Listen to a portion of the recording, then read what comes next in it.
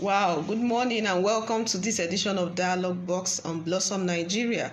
Hope you are doing well, and we believe that in every situation and in every circumstance you are moving forward and you are making progress.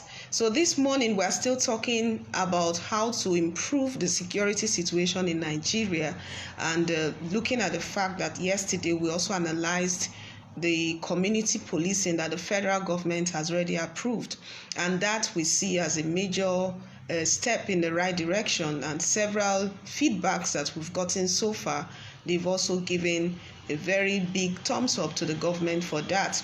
Even though we still have some opinion to the effect that even though community policing is effective as a strategy to use to contain the crime challenge in Nigeria right now, state policing will also be a major aspect that they can consider to make it even more effective. So that's also another step that can be taken in the right direction. So this morning we are looking at how to improve the security records. Nigeria's international security records right now is not still very good.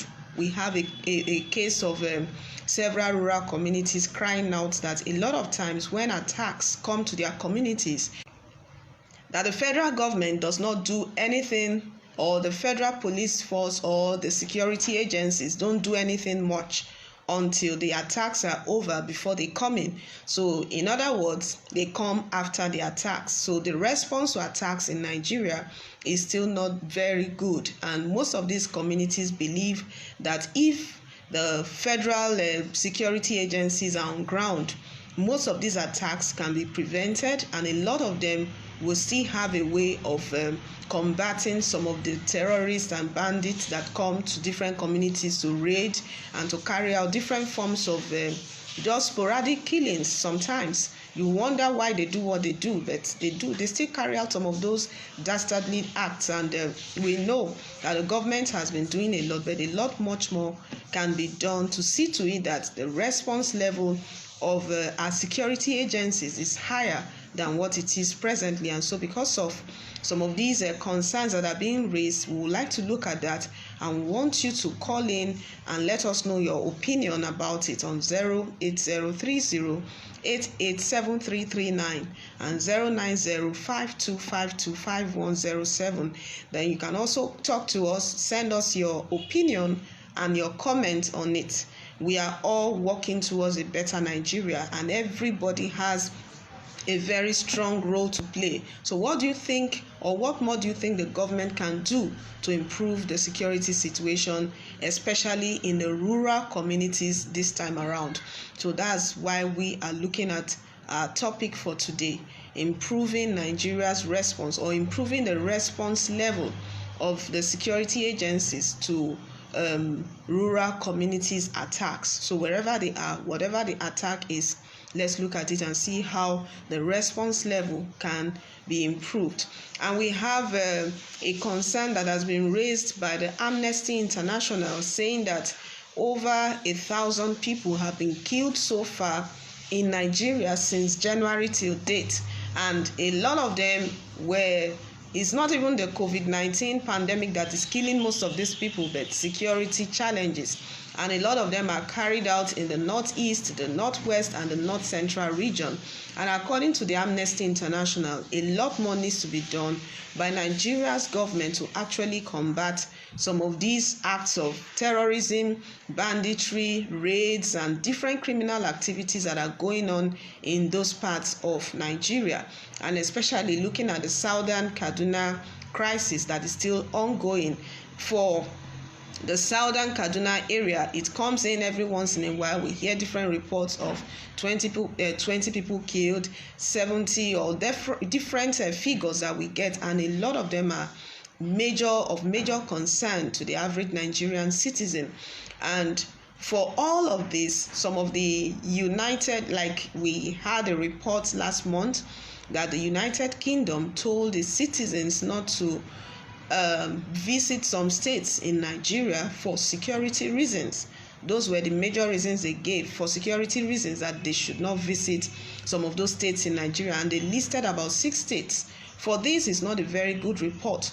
So if the Amnesty International believes that Nigeria is still not doing enough, and even though the government has some of the chief security personnel, like talking about the chief of army staff, the chief of air staff, and the chief of naval staff, and all of these wonderful so-called the men, the helmsmen in charge of these very key defense sectors. So what is happening? Why is it that in the northeast, in the north central, and in the northwest region, a lot of concerns are still being raised, and most of the citizens are still feeling as if they are exposed to attacks?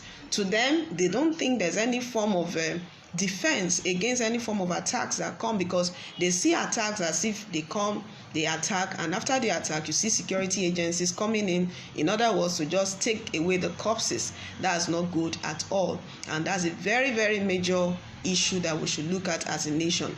So what do you think should be the way forward?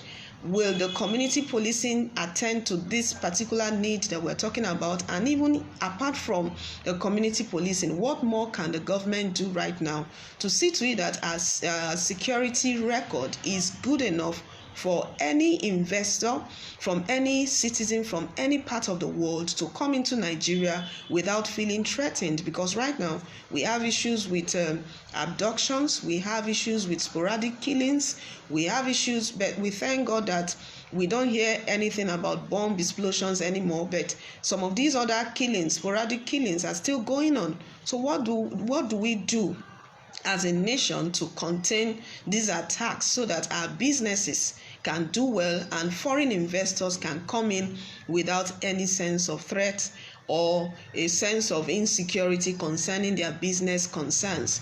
So we have all of this to look at this morning. Talk to us. Send us your message on 08030887339 and on 09052525107. And don't forget that for all of this we are doing this morning is to see to it that we are still on the economic angle of increasing and improving the returns, and those that are coming in from outside the country having to invest without having any form of threat to their investment concerns, and even some of them pulling off and going back to their countries. We don't want to hear that. We want to see or hear let's call them testimonies of people that come in to invest in Nigeria and they have very good positive reports to give, and they are not in any way sending the signals that Nigeria is not a safe place to invest. No, that is not it. So for southern Kaduna, for different parts of Niger State, Taraba State, Nasarawa State, we have some ongoing concerns that still needs to be attended to by the government. What should be the way forward? We are seeing from Christian Etemike. Good morning, Blossom family. Thank you so much, Mr. Christian. You are a very good analyst on this. So we look forward to having you call in or talk to us on how much or what more can the government do to improve the security situation in Nigeria.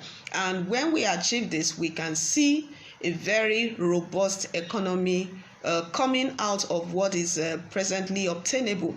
We can see a better system that can give the government more returns and increase their earnings, and their foreign exchange can even, the current foreign exchange level can be improved upon. So whatever it is, talk to us now, call us, and let us look into this very, very carefully. So don't also forget the fact that everywhere you turn to, security matters.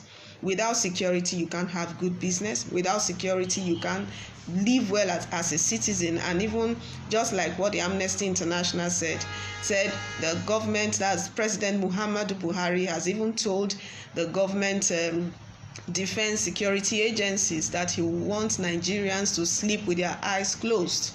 That's a very good one, but then we can have some states that don't have most of these issues. But what if other states are still having these concerns? Should we just fold our hands and watch and say, okay, if it doesn't get to my state, then it's not my business? No, we don't have to wait for that. So we have to look at how to tackle it, how to take care of it, so that anything that is giving rise to those form of attacks can be, tackled, and most of those things can be treated with immediate effect.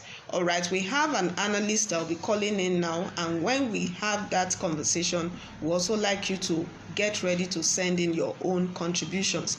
Don't forget, every time and every minute we spend talking about how to improve some of these things is not a waste of time, but we are talking Nigeria in the right direction. And every day of our lives, we are thanking God for a beautiful country like Nigeria, and that is why we are saying Blossom Nigeria. We don't want to hear of anything that will pull down this beautiful country. So you do your best, and I will do my best to see to a better country. All right, so call us 08030887339. 08030887339. All right, we have a caller calling in now. Hello, just a second. Hello. Hello.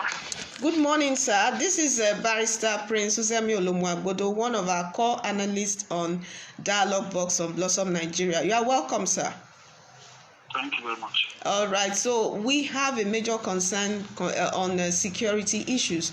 We have said that even though not all states are experiencing it, but a lot of states in the northern region are still experiencing insecurity, and most of the rural communities are expressing concern that they are not given any form of proactive measures to curb attacks, but most of the security personnel only come to those communities after the attacks have taken place. So nothing much is being done to prevent attacks or to even act during the attacks, but a lot of it happens only after the attacks. So, sir, what do you think the government should do about this? The issues concerning security in Nigeria, the issues concerning situations where the security agencies only arrive on the scene after the attackers have finished their operations, killed, maimed, raped, and left the scene. Those issues are very deep issues, and the government needs to do a real introspection and ask itself some hard questions. The issues, for me, the first problem is that the troops that are assigned to fight this insecurity, the troops that are assigned to fight these bandits, Boko Haram, or what have you, they are not personally invested in the fight. They are not personally invested in the fight because they have come to realize that, number one, there is no security for them personally. Two, they don't even have adequate weapons. Their weaponry is inferior compared to the weaponry of the bandits or Boko Haram or militants that they have to fight. That's another thing. Then the third point there is that insurance. They believe that if anything happens to them and they die in the line of duty or they get disabled in the line of duty, there is no plan for their families. It means that their families will be left stranded. In most cases, we've heard of cases where just less than 3 months after the death of the soldier or the policeman or the case may be, the family is ejected from the barracks, and that is that. So where people know that there is no protection, security, financial security, there's no insurance, there's no plan at all for their families, they are not going to be invested in that fight. So that's the problem. The security people, the soldiers, policemen, or whatever, they are not personally invested in this fight.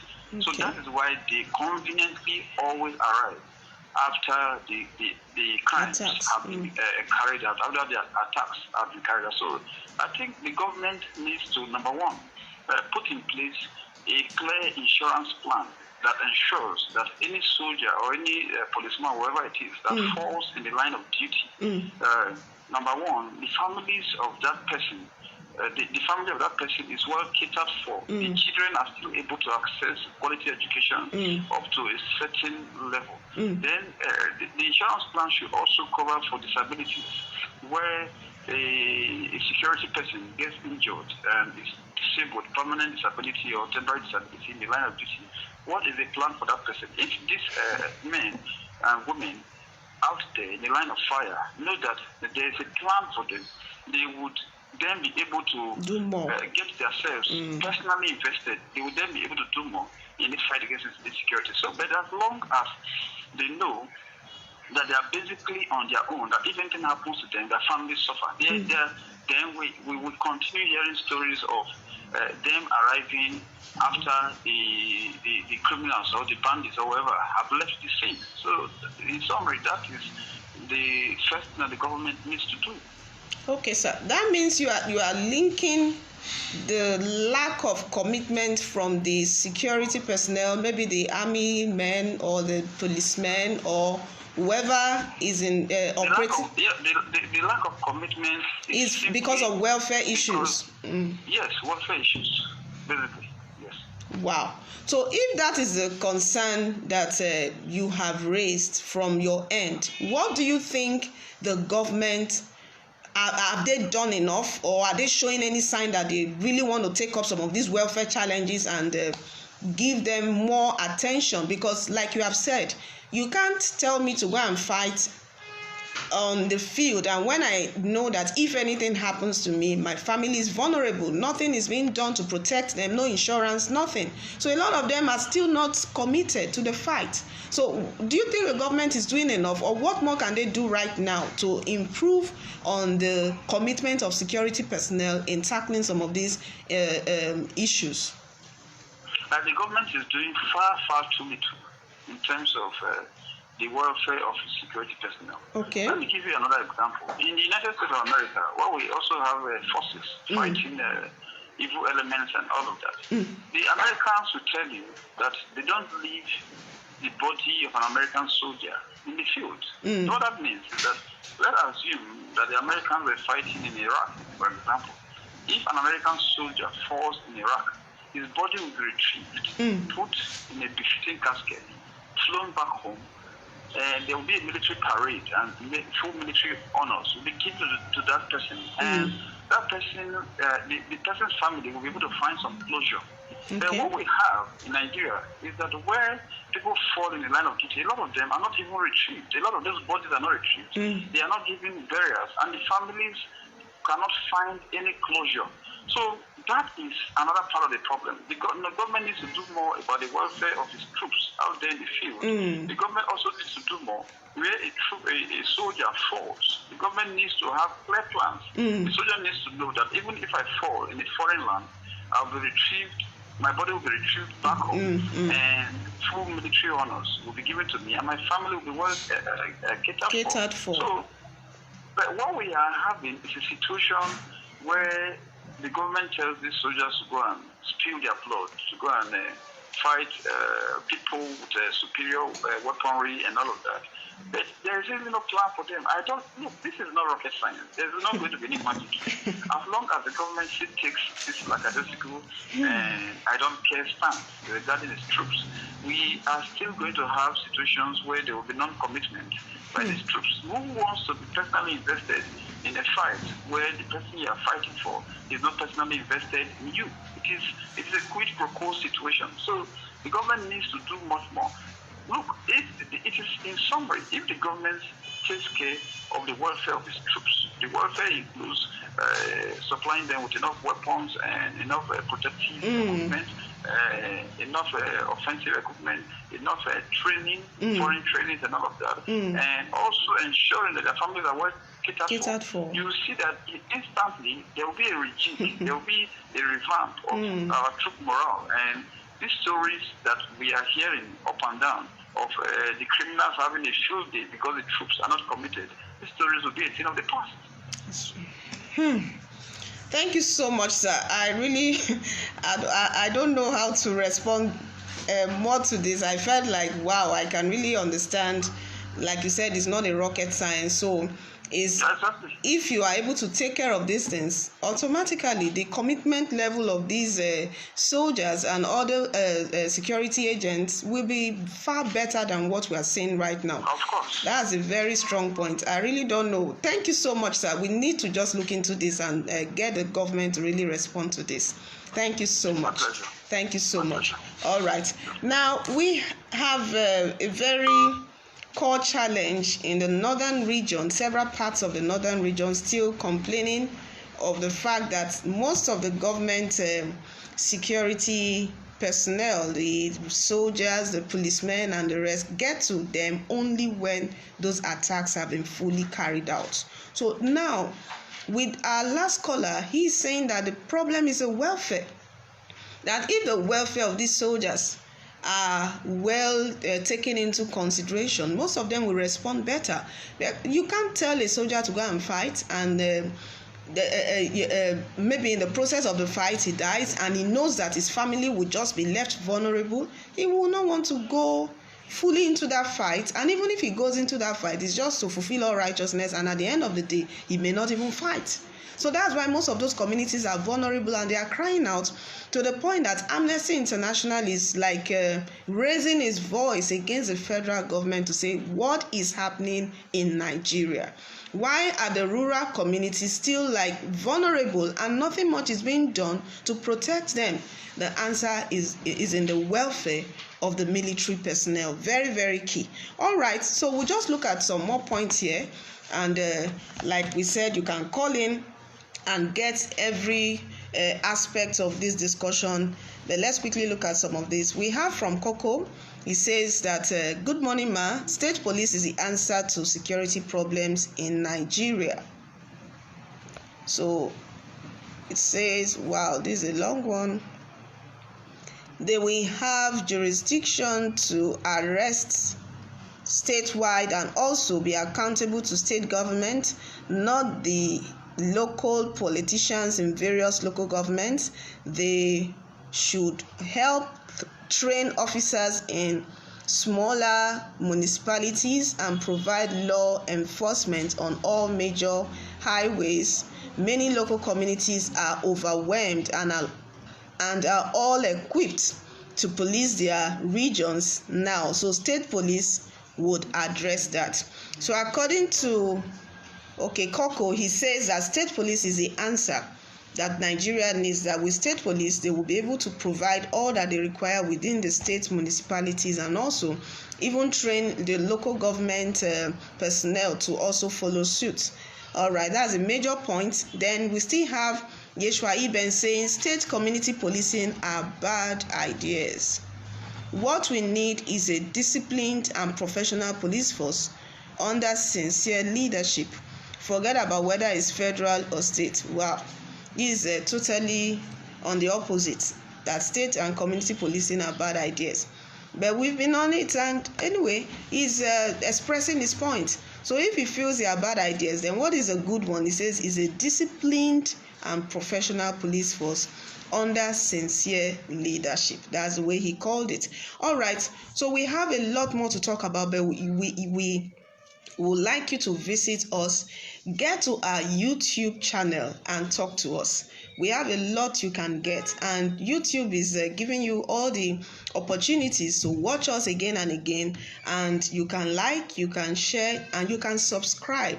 You can subscribe. Don't forget that. Don't always forget. You can subscribe to our channel. So everything that we're talking about now, after now, you can always visit our YouTube channel and continue the discussion. You are welcome.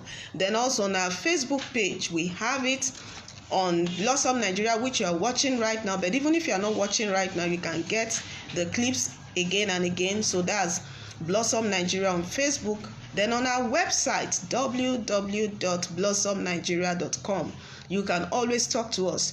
We are concerned about Nigeria, and we want Nigeria to do well. We are not just talking because we feel like talking and we think it's one of those things to do. No, we really want Nigeria to get better and address some of these recurrent challenges that have been on. Just like let me get you something that the Amnesty International said. They said, just a second. Okay, their director, Osai Ojigo, the director of Amnesty International in Nigeria, has said that terrifying attacks on rural communities in the north of Nigeria have been going on for years. So the ongoing failure of security forces to take sufficient steps to protect villagers from these predictable attacks is utterly shameful. That's the way he puts it. All right, let's quickly take this call from one of our analysts. Hello. Hello.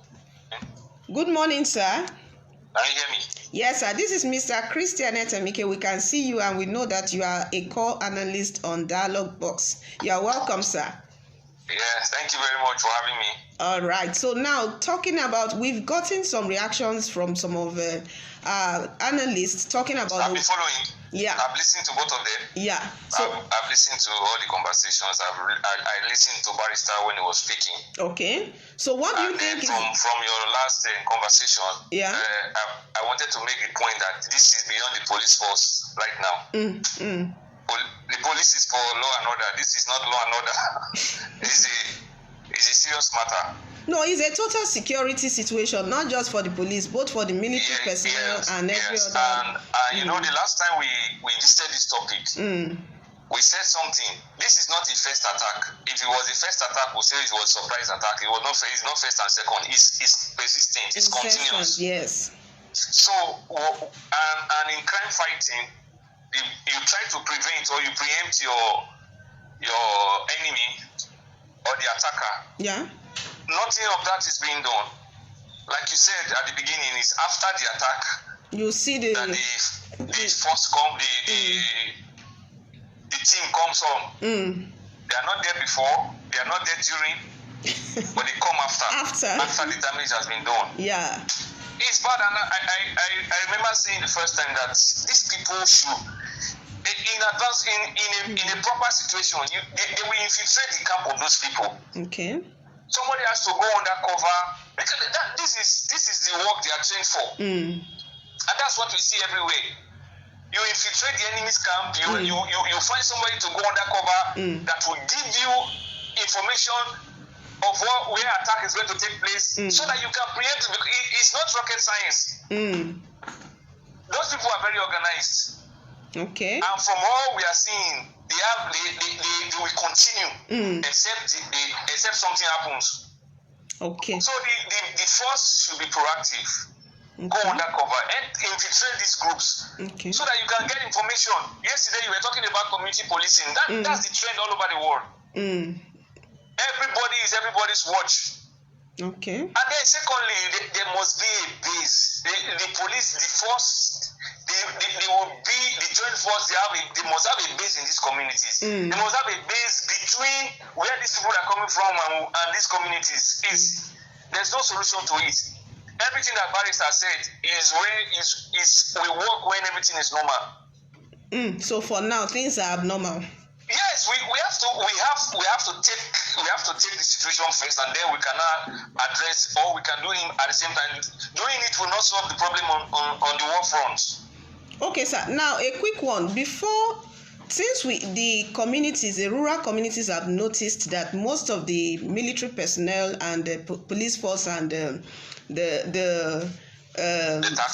task force, security corps, whatever else that the government has put in place, they are not there during the attacks. They only come after. So will it be wrong for them to now constitute their own local, let's call them vigilantes, that can also help to prevent some of these attacks, and even if the attacks are taking place, they can respond with the right level of weapons? Do you think it would be wrong? Yeah, I have a comment on the page there. I said Nigeria is not a gun carrying country. Okay. Where most people have guns, licensed guns, and all that. It's not prominent in Nigeria. But you cannot fight somebody who's coming with arms with your hands, with your bare hands. So these people may be forced to secure arms because there's no way. You must secure your life. If you push somebody to the wall, it comes back for you. And this is what is happening. This is what has constantly happened. They have to find a way. They have to find a way. If it's vigilante, if it's whatever name they want to call it, they have to arm themselves, because you cannot fight somebody that's coming to you with a gun, with a cutlass. They have to find a way, and they will find a way. Okay. All right. So what would be your counsel to the federal government at this stage? Because you are a very good consultant on security matters. So what do you think? What do you think the federal government should do? Yes. What should they do right now to help contain this current challenge? somebody mentioned dialogue. Dialogue cannot work because the people who want to dialogue with their illegal people, they will not show up. Okay. So what the government should do is to protect. The first responsibility of government is to protect the life and the life of the citizens. Okay. So the joint task force, whatever name they are called, they cannot be in the barracks.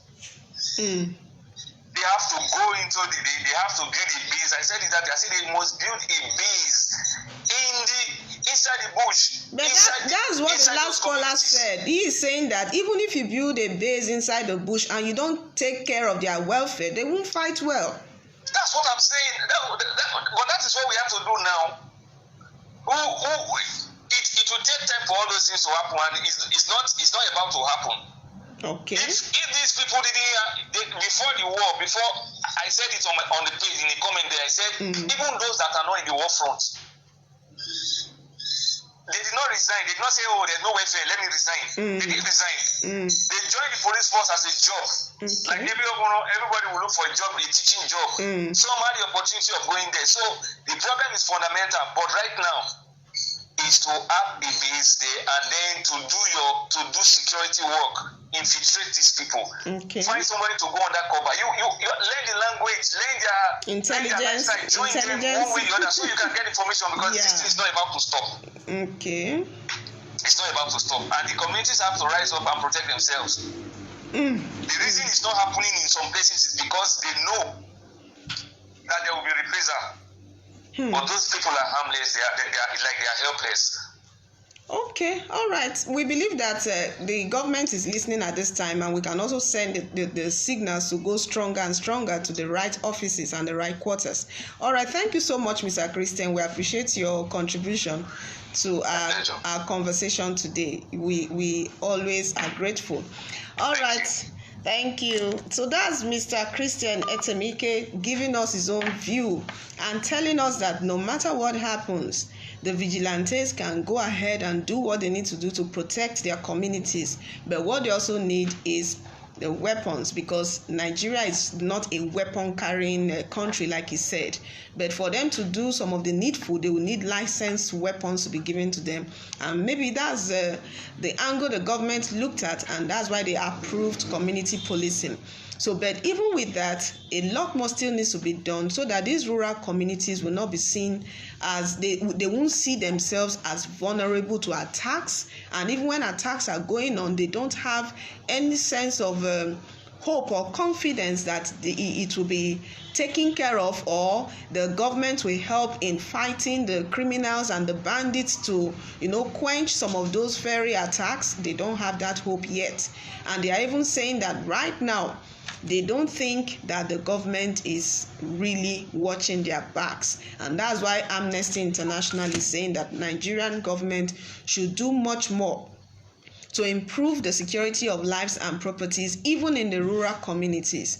And we are also craving the indulgence of the federal government, the state government, and even the local government to see to it that those in the rural communities, in the northeast, in the north central, and in the northwest region and any part of the country are safe. And if for any reason attacks are going on, just like what Mr. Christian said, they should have some form of self-defense that they can put to work, and they are sure that with this they are protected to a large extent. So we have a lot more to talk, but for today we'll leave it here, and we'll ask you to keep giving us your opinion and suggestions. Don't forget to visit our YouTube channel, and you subscribe, and be a part of what we are doing, because we believe that our voice, as is getting stronger, Nigeria can also respond better, because we are talking our nation in the right direction. So we'll meet tomorrow and talk more. But for now, this is Blossom, and we believe in the Nigerian dream. Thank you so much.